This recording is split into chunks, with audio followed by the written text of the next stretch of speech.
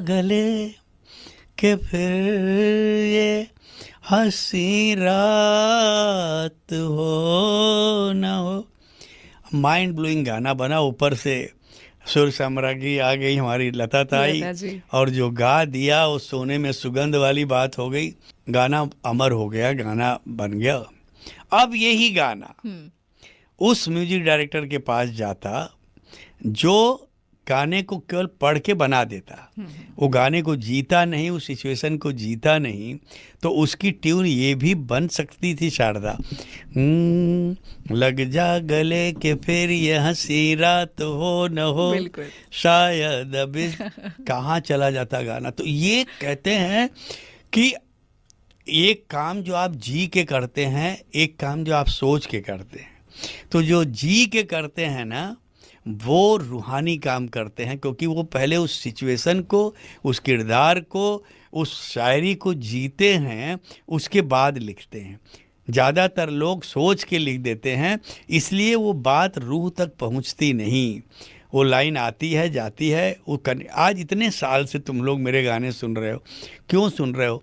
ये भाई तो गाने आज से 40 साल 45 साल पहले 35 साल पहले लिखे हुए हैं, आज भी उतने रिलेवेंट क्यों हैं? क्योंकि मैंने गाने नहीं लिखे हैं, मैंने इमोशंस लिखे हैं। मैं लोगों के जज्बों को अपने जज्बे में डाल के मैंने उनके दर्द को लफ्ज़ दिया है। मैंने केवल अपने लिए नहीं लिखा है कि मेरा एक फील था मैंने लिख दिया, नहीं नहीं नहीं नहीं नहीं, वो आपको जीना पड़ेगा। जनरेशन के साथ मैंने अपने आप को बदला, मैंने उनको पढ़ा, मैंने उनको समझा कि इनमें परिवर्तन है क्या। इमोशन तो बदलेगा नहीं, दिल टूटेगा तो दर्द होगा ही, प्यार करेंगे तो एहसासात, हाँ तरीके बदल गए। बोलते हैं ना, अंदाजे बयां बदल सकता है आदमी का, इमोशंस नहीं बदल सकते। अगर आप इमोशन पकड़ सकते हैं तब आपके लिए कोई तकलीफ नहीं है। तो ये नदीम श्रवण जो थे वो मेलोडी को इतनी कमाल समझते थे। नॉर्मल मुखड़े मेरे शारदा, नज़र के सामने जिगर के पास कोई रहता, उसमें कोई बहुत बड़ी शायरी नहीं थी, मगर जब कंपोजिशन में वो बात आती है लगता है क्या लाइन है यार। तो वही कहने का। और मेरे साथ सौभाग्य ये रहा कि ये मेरे दोनों कंपोजर, नदीम श्रवण और आनंद मिलिंद, दोनों का रंग एकदम अलग था। वहाँ खंबे जैसी खड़ी है लड़की है या छड़ी है चल रहा है, और यहाँ चल रहा देखा है पहली बार साजन की आंखों में प्यार। वहाँ चल रहा है मुझे नींद ना आए, मुझे चैन ना आए, यहाँ चल रहा नज़र के सामने जिगर के पास। तो एकदम कंट्रास्ट था। तो मुझे लिखने का भी मज़ा आ रहा था, क्योंकि मुझे दोनों रंग लिखने के लिए मिल रहा था। एक धमाल का हार्डकोर कमर्शियल, और एक जो है ठहरे गहरे रोमांटिक गाने। तो इसलिए इन दोनों को, वरना मैं अनु मलिक के साथ भी मैंने बहुत काम किया, कमाल के गाने किए। जतिन ललित के साथ मैंने 2 इतनी बड़ी फिल्म कर दी, कुछ होता है, कभी खुशी कभी गम। यस। और उनके एक गाने का कमाल का किस्सा तुमको बताता हूँ। मैं उस दिन रेडियो पे आ रहा था तो एक बहुत खूबसूरत गाना बजा। अब इतने गाने कि मुझे खुद भी याद नहीं रहता। तो मैंने बोला यार कमाल का लिखा हुआ रोमांटिक गाना है, और मुझे अच्छा लगा तो पता तो करूं कि ये लिखा किसने जी। तो मैंने जतिन ललित को फ़ोन लगाया, तो ललित मुस्कुराया, बोला सर आप मजाक करने के लिए हम ही बचे हैं। बोला क्या हुआ? मैंने यार सोनू ने गाया है, इतना कमाल गाना है। ललित किसका? अरे बोले सर आप ही का गाना है, वो अक्षय कुमार की पिक्चर संघर्ष का गाना था। मुझे रात दिन बस मुझे चाहती हो। ओ माय सर, वो गाना कैसे आप भूल सकते? नहीं मुझे याद आया, अरे यार वो याद आने लगा कि किस ट्रांस में लिखा था, कैसे लिखा था ये गाना। तो कहने का मतलब था, मैंने फिर दिलीप सेन समीर के साथ मैंने बहुत काम किया, आदेश श्रीवास्तव के साथ, मैं बीजू शाह के साथ मैंने एक कमाल की फिल्म बड़े मियाँ छोटे मियाँ, ऐसा म्यूजिक कि लोगों को झटका लगा कह रहा है बीजू शाह ने ये क्या कर दिया भाई।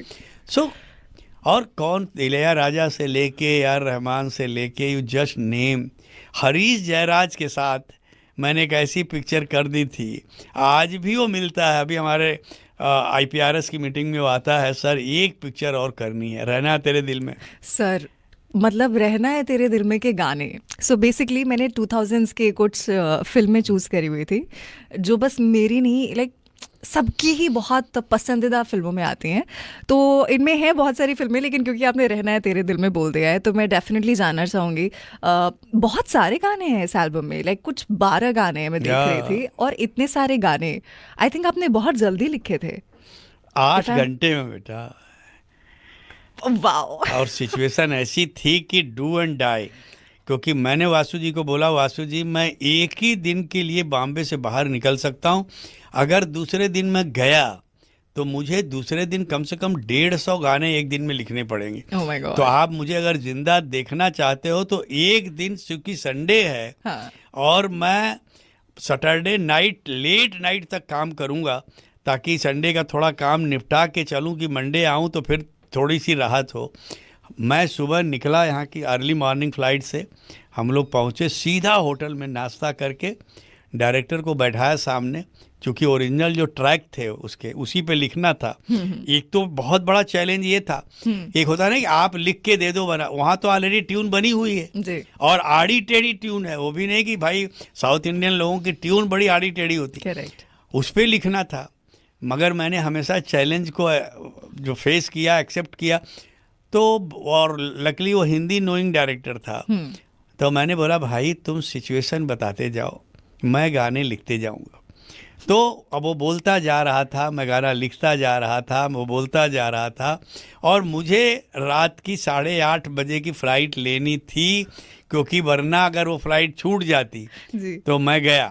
ओके। मैं 6:45 बजे उसके हाथ में मैंने सारे गाने पेपर पकड़ा दिए। हमने बोला ये रहा आपकी अमानत, मेरे से भी डिस्कस करना मत, म्यूजिक डायरेक्टर को दो सीधा। और मैं फ्लाइट पे चढ़ रहा हूँ और उधर से के उतर रहा है, ओके। तो सच कह रहा है दीवाना गाना गाने के लिए। तो ऐसे तो पूरा म्यूजिक हुआ बेटा, कैन यू इमेजिन। मैं वही बोल रहा हूँ ना कि जब आप नहीं करते, कोई तीसरा पावर आपसे काम करवाता है, वो जब करवाने पे आता है ना, बोलते हैं अरे वो देने वाला आए जब देने पे तो देता छप्पर फाड़ के। तो वो देने पे आया था, उसने सारी आजमाइश कर ली थी, जितनी तकलीफ़ें देनी थी दे ली थी, तो बोला अब तू आजा बेटा, अब तेरा लेने का नंबर है। तो लिखवा लिया बेटा, मैंने कुछ नहीं लिखा।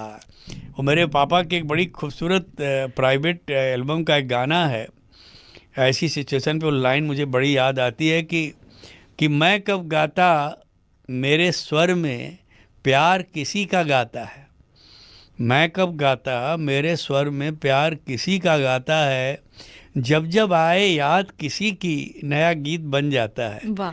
तो वही लिखवा लेता है। मेरे में वो ताकत ही नहीं है कि मैं इतने गाने लिख पाता, या आज तक वो गाने अगर मकबूल हैं और लोग चाह रहे हैं तो केवल उसकी मेहर है, मेरी इसमें कोई क्रेडिबिलिटी नहीं है, मैं कोई क्रेडिट लेना नहीं चाहता। सर ज़रा ज़रा तो मतलब हमने इतना सुना है और इतना गाया है।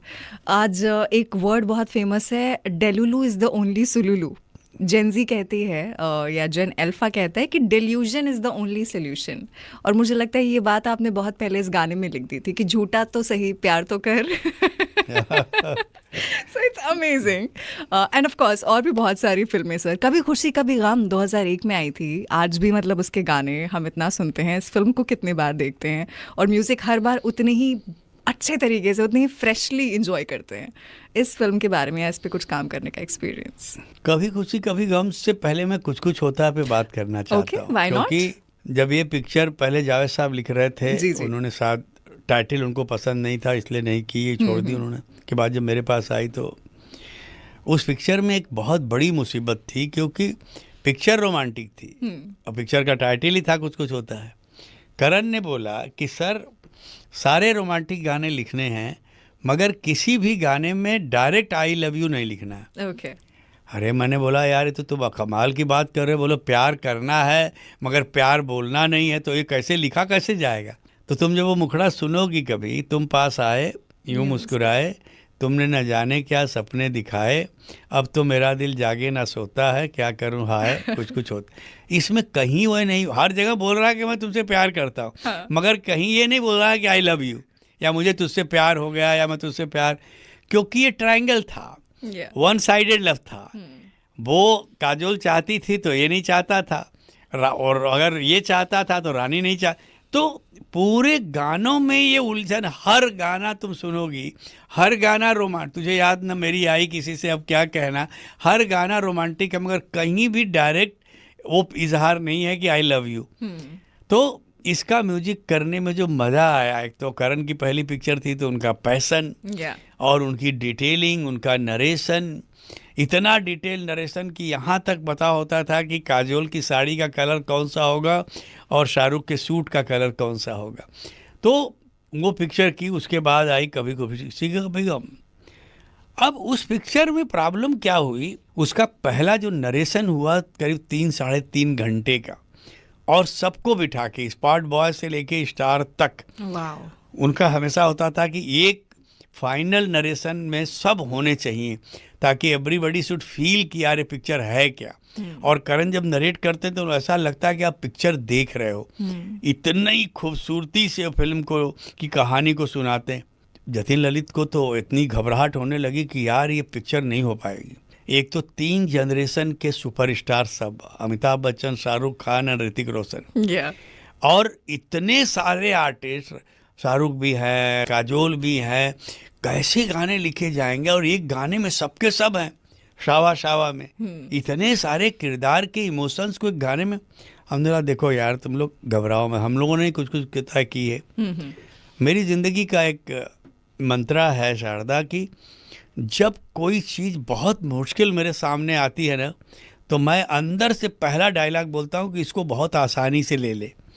अगर इस मुश्किल को तुमने मुश्किल से लिया तो फिर समझ लो ये इम्पॉसिबल होना।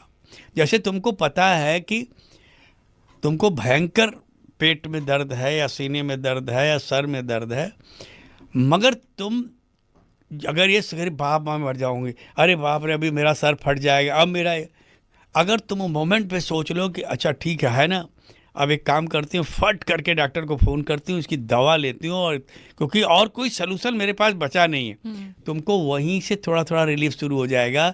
डॉक्टर को फ़ोन करते करते थोड़ा आराम हो जाएगा, दवा आते आते और दवा लेके तो ठीक है। तो अगर आप उस चीज़ को उस तरह से लोगे तब वो कभी सॉल्व होगा ही नहीं। जैसे एग्जामिनेशन में तुम घबरा के अगर पेपर देने गए तो समझ लो फेल होना कंफर्म है। या तो आप इतना पढ़ लो या रिलैक्स होकर जाओ, ठीक है आप देखेंगे जो आएगा देखेंगे, होगा होगा, नहीं होगा नहीं होगा। आप प्रेशर को दिमाग पे मत लो। वो लोग घबरा के, वही हुआ 2 गाने के बाद नहीं हुआ, उनको पिक्चर छोड़नी पड़ी। फिर अदर म्यूजिक डायरेक्टर आ गए। पूरी पिक्चर मैंने पूरी, जबकि शावा शावा मैंने 2 बार लिखा, क्योंकि एक बार बच्चन साहब के हिसाब से लिखना पड़ा। फिर करण ने जब बोला कि नहीं दादा ऐसा अंकल नहीं होगा, फिर मैंने, अब वो काजोल वहाँ फादर के साथ अपने मैके में गा रही है, रानी इधर है, ऋतिक वो हैं, इतने लोगों के थॉट्स लिखने थे। मगर वो आदमी जैसे समझाता है करण, अगर आप वो केवल उसको फॉलो करो आपके लिए ईजीएस्ट गाना हो जाएगा वो। सो उस पिक्चर को लिखने के लिए इतना मज़ा आया, और चूँकि इतनी खूबसूरत एक फैमिली फिल्म बनाई उन्होंने। आफ्टर कुछ कुछ होता है कि रोमांटिक इमेज के बाद कि वो अपने आप में एक ट्रेंड सेटर फिल्म बन गई, और उसके सारे गाने इतने खूबसूरत हुए कि आज भी लोग उस गानों को याद करते हैं।